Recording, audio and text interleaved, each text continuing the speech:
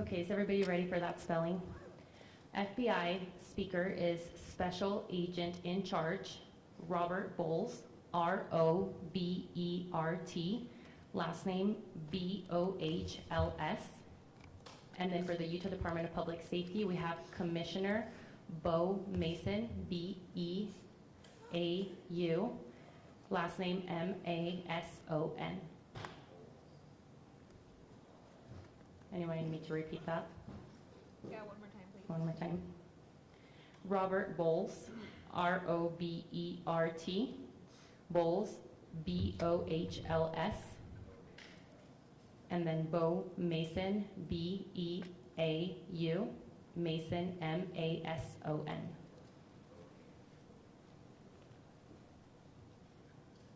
Everybody got that?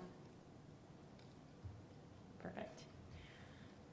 Hi everyone, my name is Hillary Kellner. I'm the Communications Director for the Utah Department of Public Safety. Today we will have two speakers, one representing the state of Utah and one representing our federal agencies. They will be providing some updates as well as a recap of what happened here at Utah Valley University yesterday. We will be able to take a couple of questions after they are done speaking, but it will be short in order to stay in tune with the president speaking at 9:45. So I'll go ahead and introduce Commissioner Bo Mason.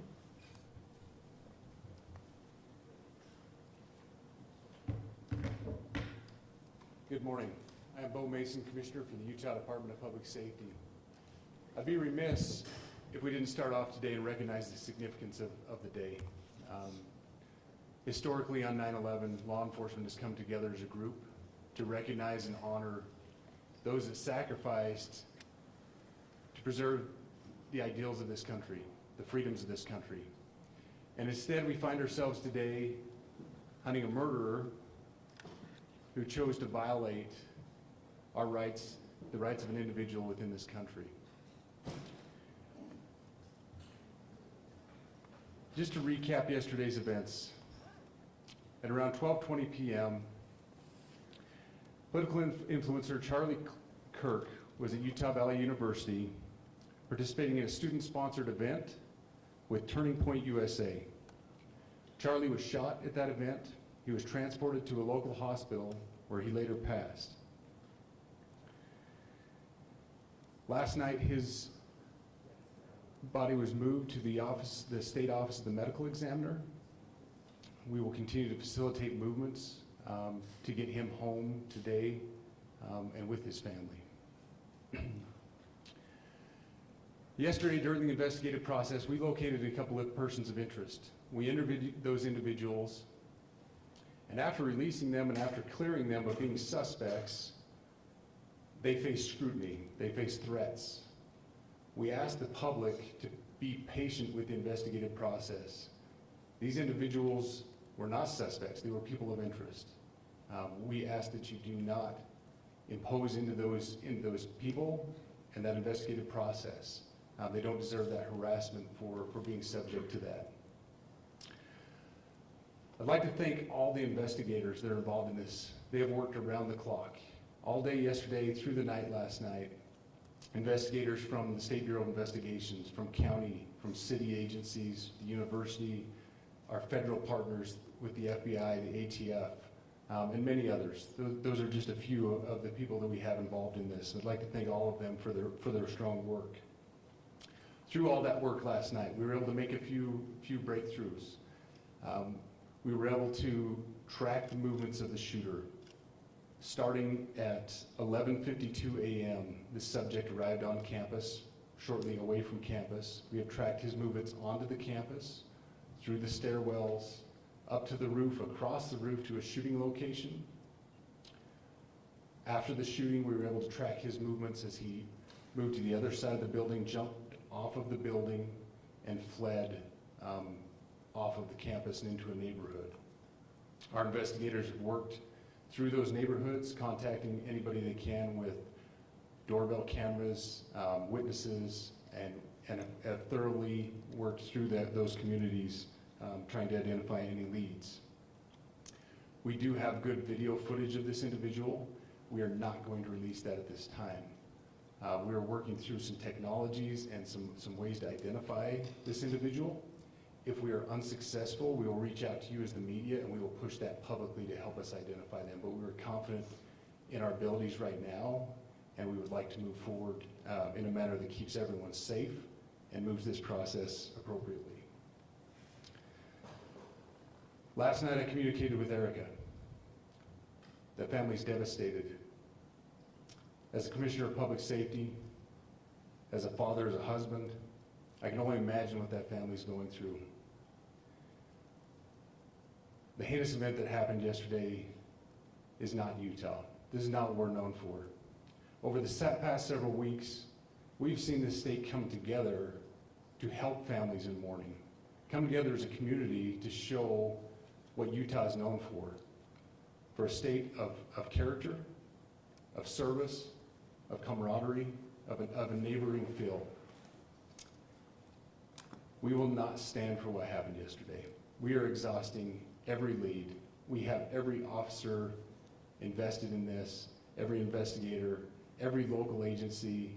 The outpouring of support from the law enforcement community has been astounding. We are investing everything we have into this, and we will catch this individual. Having walked through the crime scene, through the hallways of this school, through the classrooms, I can't imagine what the people on scene felt as well. A horrific event where some of them barricaded in classrooms, some of them ran in fear. Can't overstate the tragedy and the horrific event that yesterday was, and how we will work to bring to justice the actions of one individual or any other individuals that assisted in that. Our state has gone through a lot, and we will come out successful. With that, I'll turn the time over to Special Agent Bowles. Good morning. My name is Robert Bowles, and I am the Special Agent in charge of the Salt Lake Field Office. Following yesterday's tragic shooting of Charlie Kirk, FBI agents have been working around the clock in coordination with our law enforcement partners. We are and will continue to work nonstop until we find the person that has committed this heinous crime and find out why they did it. This morning I can tell you that we have recovered what we believe is the weapon that was used in yesterday's shooting. It is a high-powered bolt-action rifle. That rifle was recovered in a wooded area where the shooter had fled. The FBI laboratory will be analyzing this weapon. Investigators have also collected footwear impression, a palm print, and forearm imprints for analysis. Now, I understand there are a lot of questions about motive.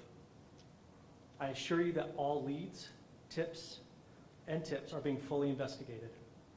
As of this morning, we have received more than 130 tips. We thank the community for that. The FBI has brought every resource to bear, and we will continue to do so throughout the course of this investigation. The FBI's mission is to protect the American people.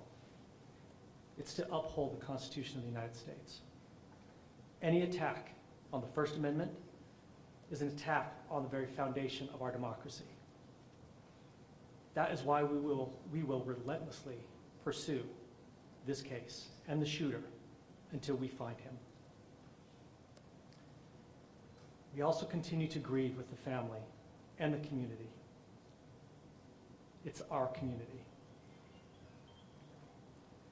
If you have any video or images from the shooting, we ask you to please submit them to our digital media tip website at www.fbi.gov/Utah Valley Shooting. You can also call the FBI at 1-800-CALL-FBI. We truly rely on the public's help in these types of cases, and no tip is too small or insignificant. Thank you.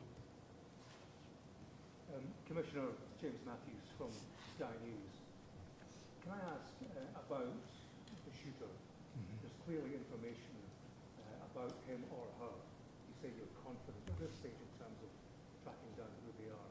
Can you talk to us about their movements, their demeanor? Do you think it's a man? And also, can I ask, what were the security arrangements in place? Was that roof being monitored? It's a question many people will have, Absolutely. particularly after Butler. So what I'll release about the suspect is suspect blended in well with a college institution. We're not releasing many details right now, and we will soon, but right now we're not. But that individual appears to be of college age. We are confident in our abilities to track that individual. If we're unsuccessful in identifying them immediately, we will reach out for the public's help and the media's help in pushing those photos. That was a new development overnight, working through the night, studying those cameras. So that's something that's new and that we're working through right now. As far as the security, I cannot speak to that. Neither the Department of Public Safety nor the Federal Bureau of Investigation was involved in the planning or security of this event, and that'll have to be a question later for other agencies. Man or Sir, woman? please. Just like in charge, I wanted to ask you, you mentioned that you found the gun in a wooded area. Do you believe that the suspect could be hiding in the woods? And is that suspect possibly still in this area? So that's a good question, and it's a question that goes to the safety of the community, right? No, not in those woods. We've walked through those woods and secured it. As to the community, I can tell you that this was a targeted event. We don't believe that the community is at risk.